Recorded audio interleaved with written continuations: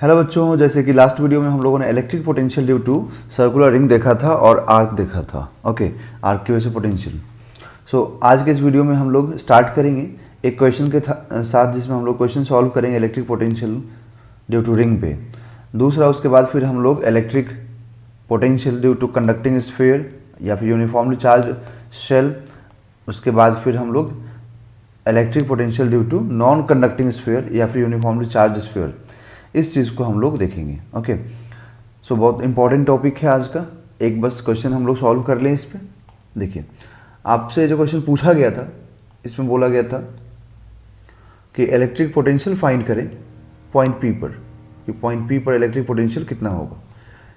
जब इसके एक्सिस पे निकालना होता है, जब चार्ज रिंग के एक्सिस पे पोटेंशियल निकालना होता है, तो फॉर्मूला होता है k q upon k q. इसका रेडियस खुद का कैपिटल आर कंसिडर कीजिए,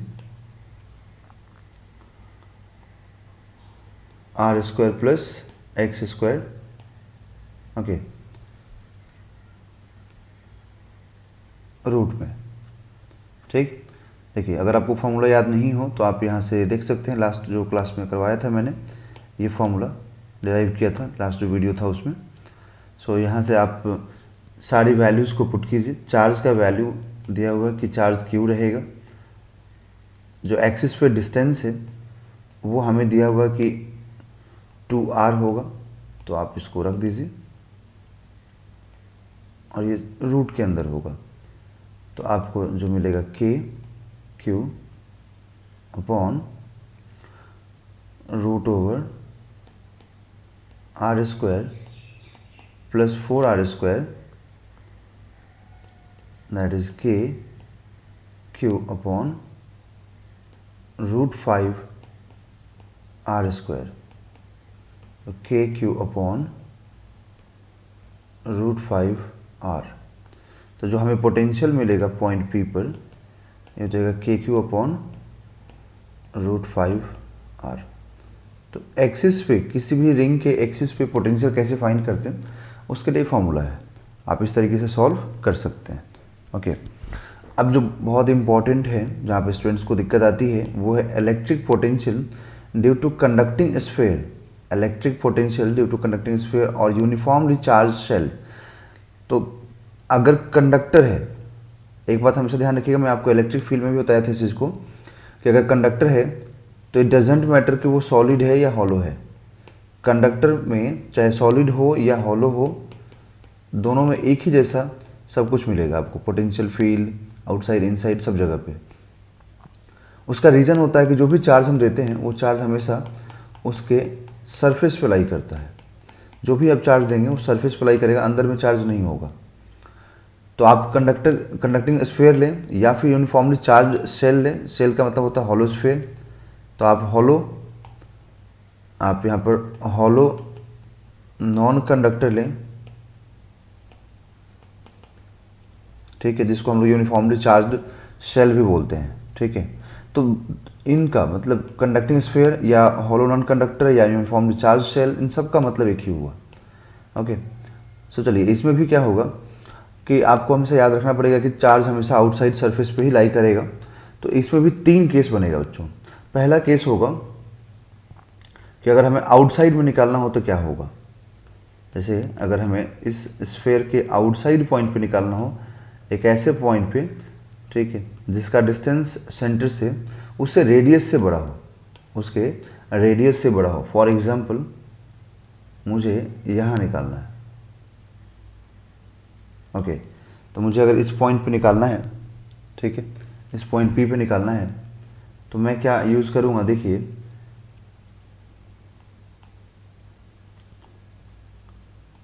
एक जो फॉर्मूला, जो रिलेशन हम लोग देखे थे, उसी रिलेशन को हम लोग यूज़ करेंगे। रिलेशन था कि d V is equal to minus E d R. Okay, minus E d R. तो अब देखिए, यहाँ पर जो मुझे निकालना है आउटसाइड पॉइंट पे, जो कि स्मॉल आर डिस्टेंस पे है, तो मैं इस पॉइंट पे एक चार्ज ला के रखूँगा इनफाइनाइट से, तभी जा कर के मैं कैलकुलेट कर पाऊँगा, क्योंकि इसका चार्ज तो कम्प्लीटली कैपिटल क्यू है। तो यहाँ पर एक दूसरा चार्ज ला के रखूँगा यूनिट चार्ज, तभी मैं कैलकुलेट कर पाऊँगा, ठीक है। क्योंकि आप डेफिनेशन याद कीजिए, पोटेंशियल क्या होता है किसी भी केस में, पोटेंशियल होता है सिंपली कि जब भी हम किसी चार्ज को इनफाइनाइट से किसी गिवन पॉइंट पर लेके आते हैं तब जो वर्क डन करना पड़ता है, work done per unit charge, उसको बोलते हैं हम लोग पोटेंशियल। ओके, सो यहाँ पे इनफाइनाइट से लेकर रखेंगे हम लोग, तब जाकर वर्क डन अपने को मिलेगा या पोटेंशियल मिलेगा। सो यहाँ पर इनिशियली जो इनफाइनाइट की बात करें, हम इनफाइनाइट से लेकर आ रहे हैं तो इनफाइनाइट में पोटेंशियल होता है 0। पॉइंट पी पर आप पोटेंशियल निकाल रहे हैं जो कि आउटसाइड पॉइंट है, ठीक है, जो कि आउटसाइड पॉइंट है। और आप कहाँ से स्टार्ट कर रहे हैं, ठीक है, तो लिमिट में दूसरे साइड में अभी रखूँगा जस्ट, देखिए। तो उसके लिए पहले dv 0 से v फिर is equal to electric field. तो इलेक्ट्रिक फील्ड आउटसाइड में क्या होता है, k q upon R square होता है। आप याद कीजिए किसी भी कंडक्टिंग स्फीयर की वजह से उस पर जब चार्ज क्यू था तो हम लोग आउटसाइड पॉइंट पे निकाले थे। यहाँ पर जब हम लोग आउटसाइड पॉइंट पे निकाले थे तो अपने को फील्ड क्या मिला था, k q upon R square d are.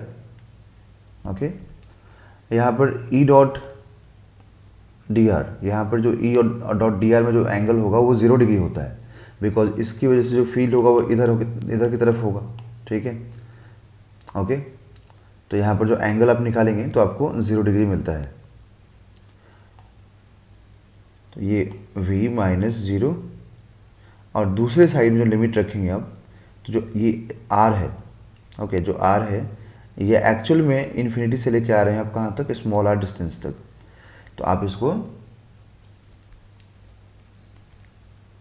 Integrate कीजिए, आप के को कॉमन कर लीजिए, और ये r to the power -2 dr infinity to r v is equal to minus के क्यू, और ये r to the power -2 plus 1 upon -2 plus 1। Derivation को कम्प्लीटली समझिए आप, इसलिए स्लो तो आपको ड्राइव करा रहा हूँ मैं। तो v इज इक्वल टू, यहाँ से जो मिलेगा हम लोगों को बच्चों, माइनस के q, r to the power -1 remaining रहेगा, यहाँ पर -1 रिमेनिंग होगा, इन्फिनिटी से लेकर के r तक होगा। तो यहाँ पर देखिए जो माइनस है, ये -1 बाहर आ जाएगा तो ये माइनस माइनस प्लस हो जाएगा। तो v is equal to k q r to the power -1 infinity से r। फिर आप क्या लिख देंगे बच्चों कि के क्यू और के क्यू 1 अपॉन r, इन्फिनिटी से लेकर r तक लिमिट रखेंगे आप। सो v इज इक्वल टू के, और इधर में 1 upon r minus 1 upon infinity. तो देखिए यहाँ पर हमें क्या मिला बच्चों, के क्यू, और 1 अपॉन इन्फिनिटी क्या होता है, 0, तो आप 0 रख दीजिए। तो जो आउटसाइड पॉइंट पे आपको पोटेंशियल मिला वो हो गया k q upon are. Outside पे जो पोटेंशियल मिला बच्चों आपको, ये हो गया k q upon R. Second, at surface, तो जैसे आप सरफेस पे निकालेंगे बच्चों, तो बस स्मॉल आर को कैपिटल आर से रिप्लेस करना है आपको, ठीक है। स्मॉल आर को कैपिटल आर से आपको रिप्लेस करना है। Charges plus q plus q plus q plus q, this is radius R. Okay, so v is equal to k q upon R. Okay, अब इनसाइड में थर्ड पॉइंट, इनसाइड। तो inside में देखिए जो स्मॉल आर है वो less than capital R है। Inside का मतलब ये होता है बच्चों कि small R less than capital R है। ओके, एक सेकेंड बस रुक जाइए आप लोग। तो यहाँ पे इनसाइड के लिए देखिए ये इसका रेडियस आपको किसी इस पॉइंट पे निकालना है। तो इनसाइड में, कंडक्टिंग स्फीयर के इनसाइड में जस्ट आप याद करें, आपको इलेक्ट्रिक फील्ड क्या मिला था? आपको इलेक्ट्रिक फील्ड मिला था 0।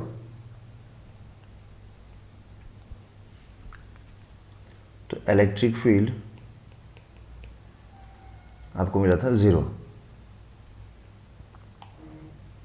तो अगर इलेक्ट्रिक फील्ड 0 हो जाएगा बच्चों, तो dv इज इक्वल टू जो माइनस EDR है, इसमें अगर आपको इलेक्ट्रिक फील्ड 0 मिला तो dv इज इक्वल टू क्या हो जाएगा? 0।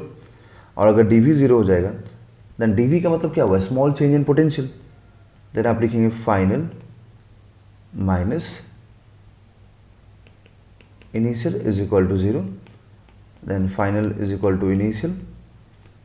ठीक, तो यहाँ पे फाइनल और इनिशियल से क्या मतलब है कि आप पहले आउटसाइड से सरफेस आए थे, फिर सरफेस से कहाँ जा रहे हो?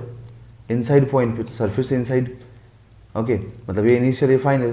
तो बोला जा रहा है कि ये जो पॉइंट है, मान लो ये पॉइंट P है, ठीक है, ये पॉइंट A है, तो पॉइंट A का पोटेंशियल पॉइंट P का पोटेंशियल आपस में इक्वल हो गया। ठीक है, ये इसका मतलब हो गया। तो इट मीन्स कि जो इनसाइड पॉइंट का पोटेंशियल होगा वो सरफेस के बराबर होगा, एंड सरफेस पे है कितना? KQ/R है। ओके, तो इनसाइड में, मतलब चाहे आप सेंटर से देख लें, तो इनसाइड में सेंटर से लेकर के सरफेस तक का पोटेंशियल कांस्टेंट रहेगा ऑलवेज। इवन यहाँ मैं लिख देता हूँ, सिर्फ इनसाइड ही नहीं, इसके सेंटर पर भी। तो सेंटर से लेकर के मतलब इनसाइड किसी भी पॉइंट पे या सरफेस तक पोटेंशियल कांस्टेंट रहेगा। तो यहाँ पर अगर आप पोटेंशियल का ग्राफ ड्रॉ करते हैं डिस्टेंस के साथ, अगर आप यहाँ पर पोटेंशियल का ग्राफ ड्रॉ करते हैं डिस्टेंस के साथ, ठीक है, तो देखिए कैसा ग्राफ मिलेगा आपको। पहले कांस्टेंट रहेगा, उसके बाद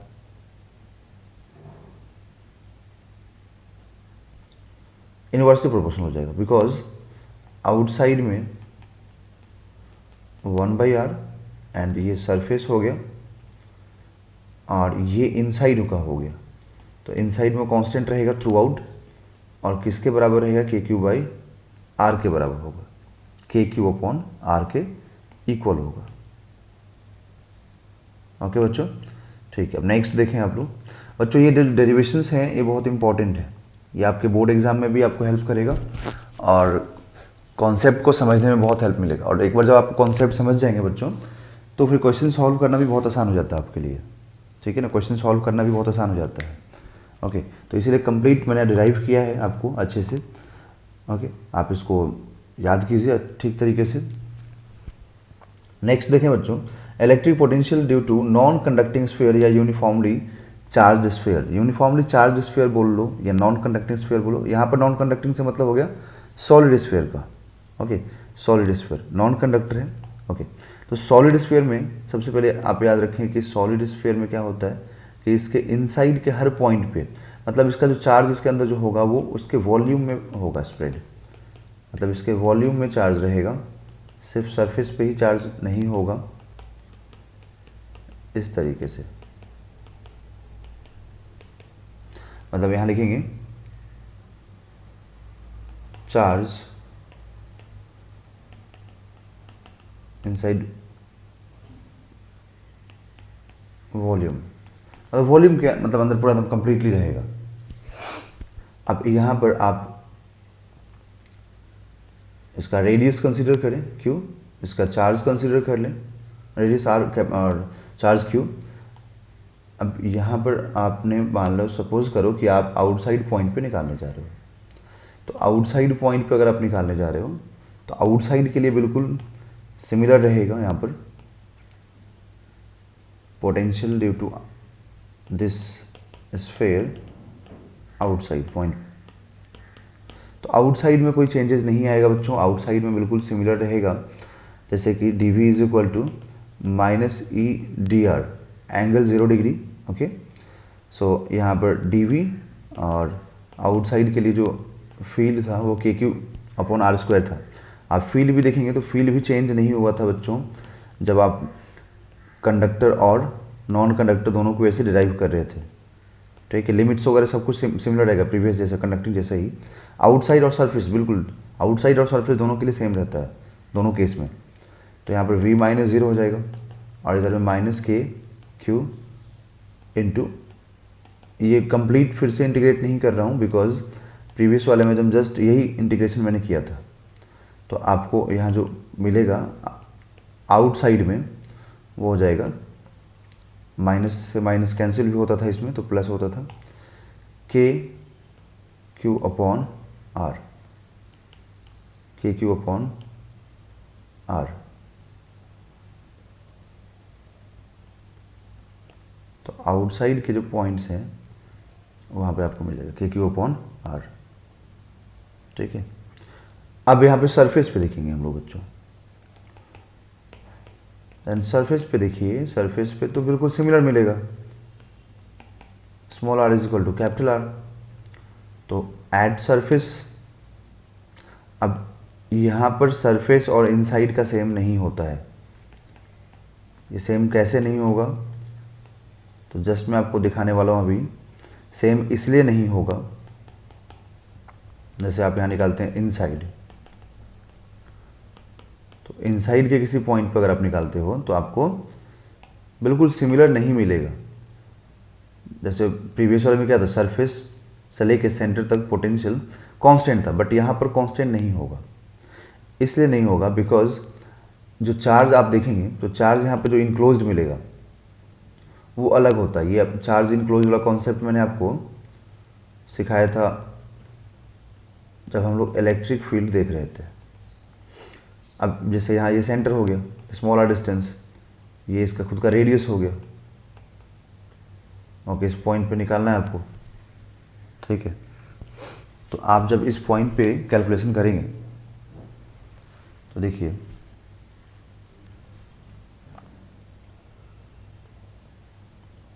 dv is equal to minus E d R, concept वही लगेगा। इसीलिए मैंने ये रिलेशन आपको बताया था कि बहुत इंपॉर्टेंट रिलेशन है। तो यहाँ से जो इंटीग्रेशन स्टार्ट करेंगे आप, तो देखिए एक बार आप लिखेंगे dv और 0 से v, ये तो 0 से v रहेगा ही रहेगा। मतलब इस बार क्या हो रहा है कि चार्ज आप इनफाइनाइट से लेके आ रहे हैं और इस पॉइंट पर रख रहे हैं। तो जब चार्ज इनफाइनाइट से लेके आ रहे हैं तो एक बार आउटसाइड में जो फील्ड होगा वो अपोज करेगा, फिर एक बार सरफेस पे अपोज करेगा, फिर एक बार यहाँ अपोज करेगा फील्ड, ओके। सो फील्ड इसको कंटिन्यूसली अपोज करते रहेगा। तो जो माइनस साइन है उसको बाहर निकालिए, ओके। और एक बार आप इनफाइनाइट से सरफेस तक लेके आए, तो एक बार आप इनफाइनाइट से सरफेस तक लेके आइए एंड फील्ड रखें आउटसाइड का, क्योंकि सरफेस से जस्ट पहले तो आउटसाइड का ही कंसिडर होगा। फिर दूसरी बार आप सरफेस से लेकर के इनसाइड तक आइए। जब सरफेस से इनसाइड आएंगे आप, तो फिर इनसाइड का फील्ड लगेगा k q into small R by capital R cube, ठीक है। ये सब आपको फॉर्मूला याद होना चाहिए बच्चों, क्योंकि फॉर्मूला याद नहीं होगा तो प्रॉब्लम होगी। इसका इंटीग्रेशन बच्चों हम लोग जानते हैं, माइनस साइन तो बाहर यहाँ पर रहेगा, बाकी यहाँ पर हम लोग को एक और माइनस आता था जिसलिए माइनस माइनस प्लस करते थे हम लोग। तो इसका इंटीग्रेशन हम लोग पहले से जानते हैं, और इसमें आपको के क्यू अपॉन आर क्यूब बाहर करेंगे तो ये आर डी आर इंटीग्रेशन, और कैपिटल आर से स्मॉल आर तक इंटीग्रेट आपको करना पड़ेगा। फिर यहाँ से माइनस तो बाहर रहेगा एज इट इज़, और ये माइनस के क्यू अपॉन कैपिटल आर, फिर यहाँ पे plus K q upon are cube, और इधर में हो जाएगा ये R square by 2 capital R से small R, okay. Then after ये माइनस, फिर माइनस के Q by R plus K Q by R cube, R square by 2 minus capital R square by 2। आप लिमिट्स को पुट करें, upper limit lower limit ऐसे करके put कीजिए आप यहाँ पर, और फिर के क्यू बाई आर क्यूब से मल्टीप्लाई कर दीजिए ओवरऑल, तो माइनस, और इधर में ये माइनस के Q by R plus K Q R square by 2 R cube minus के Q R square by 2 R cube. तो यहाँ से हम लोग इसको कैंसिल कर सकते हैं। तो अब कैंसिल करने के बाद देखिए, और साथ में आप एक काम करें, के क्यू अपॉन आर को कॉमन भी कर लीजिए। तो जैसे आप कॉमन करेंगे, ठीक, ओनली के क्यू अपॉन आर को कॉमन करना है, माइनस को कॉमन नहीं करना है। तो ये -1 यहाँ रिमेनिंग रहेगा, और यहाँ पर k q small R square upon 2r² common रहेगा, और के क्यू यहाँ से भी हट जाएगा, इवन के क्यू बच्चों यहाँ से भी हट जाएगा। तो सिर्फ r² small R square by 2 capital R² रहेगा, माइनस यहाँ से के क्यू जा चुका है तो 1/2 रिमेनिंग रहेगा। के क्यू यहाँ से भी कॉमन हो चुका था, तो माइनस के क्यू बाई आर। अब यहाँ से ये -1/2 और ये -1 क्या हो जाएगा, -3/2। तो आपको मिल जाएगा -3/2 प्लस R² 2r²। ओके, अब इसमें आप एलसीएम लें, तो एलसीएम लेते ही और माइनस से मल्टीप्लाई भी करते हैं साथ में, जो भी आपको माइनस साइन बाहर में दिख रहा है मल्टीप्लाई कर दीजिए, ठीक है। तो आपको मल्टीप्लाई करते ही ये जो मिलेगा 3/2 पॉजिटिव हो जाएगा एंड ये नेगेटिव हो जाएगा।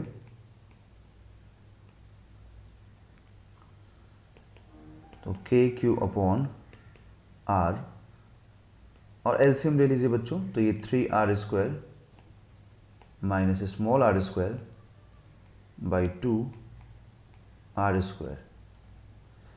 अब यहाँ से 2r² कॉमन कर लें, तो के क्यू अपॉन, तो 2r³ into 3r² minus small r²। तो ये पोटेंशियल हो गया बच्चों इनसाइड का। काफ़ी बड़ा डेरिवेशन होता है, ये काफ़ी लेंदी होता है, बट बहुत इंपॉर्टेंट होता है। इस डेरिवेशन को आप याद कीजिए क्योंकि बहुत इंपॉर्टेंट डेरिवेशन है, ठीक है। अब इसके ग्राफ की बात करें हम लोग, या फिर हम बात करें कि हम सरफेस या फिर इससे हम लोग आउटसाइड कैसे डिराइव कर सकते हैं। तो जो कैपिटल आर है ना, उसको आप स्मॉल आर से रिप्लेस कर दीजिए। तो कैपिटल आर को जैसे आप स्मॉल आर से रिप्लेस करेंगे तो आपको आउटसाइड का डिराइव हो जाएगा, और फिर जैसे ही आप बच्चों यहाँ पर इस स्मॉल आर को कैपिटल से रिप्लेस करेंगे तो आपको सरफेस का डिराइव होकर मिल जाएगा। ओके, तो ये ट्रिक होता है बच्चों, ठीक। बच्चों वीडियोस को लाइक कीजिएगा, सब्सक्राइब कीजिएगा, बहुत मतलब इंटरेस्टिंग वीडियो, बहुत ही अच्छा वीडियो आपको लिए बनाया जा रहा है। ओके, नेक्स्ट देखिए इसमें ग्राफ इसका, तो इसका जो ग्राफ है बच्चों पोटेंशियल का ग्राफ कैसा होगा। तो पोटेंशियल का ग्राफ होगा, आपको जो भी वीडियोस मेरा होगा वो सिर्फ और सिर्फ पढ़ाई पे, मतलब सिर्फ कॉन्सेप्ट पे बेस्ड होगा, न्यूमेरिकल्स होंगे, कोई बकवास नहीं होगा, कुछ भी नहीं होगा। सो आप सिर्फ इसको वॉच कीजिए, अपना कॉन्सेप्ट क्लियर कीजिए, रैंक लाइए, मार्क्स लाइए, कॉलेज में जाइए, एंजॉय कीजिए। ओके, सो यहाँ पर देखिए, अगर हम लोग एक पॉइंट और यहाँ पर लिख लें कि सेंटर, तो सेंटर के लिए बच्चों क्या होगा, स्मॉल आर का वैल्यू 0 हो जाएगा ना सेंटर पे जाते ही। तो सेंटर पे आपको क्या मिल जाएगा, 3kq अपॉन, सेंटर पे जो ये वाला पार्ट है 0 हो जाएगा, तो 3kq अपॉन 2r। तो यहाँ पे सेंटर पे जो भी आएगा ना वो 1.5 टाइम्स ऑफ सरफेस आएगा, 1.5 टाइम्स ऑफ सरफेस आएगा। तो सबसे ज़्यादा जो होगा वो सेंटर पे होगा, फिर सरफेस पे होगा, ठीक है, और आउटसाइड में डिक्रीज करता ही है। तो सबसे ज़्यादा हम लोग सेंटर पे दिखाएंगे, सबसे ज़्यादा। ओके, यहाँ तक हो गया, ये सेंटर हो गया 3kq बाई 2r। फिर उसके बाद से आउटसाइड में, तो v आउट में होता है इन्वर्सली प्रोपोर्शनल, और ये सरफेस का हो गया, ये सरफेस का है। ओके, तो ये पोटेंशियल का यहाँ पर बच्चों ग्राफ हो गया। ओके, तो इस ग्राफ को याद रखिएगा।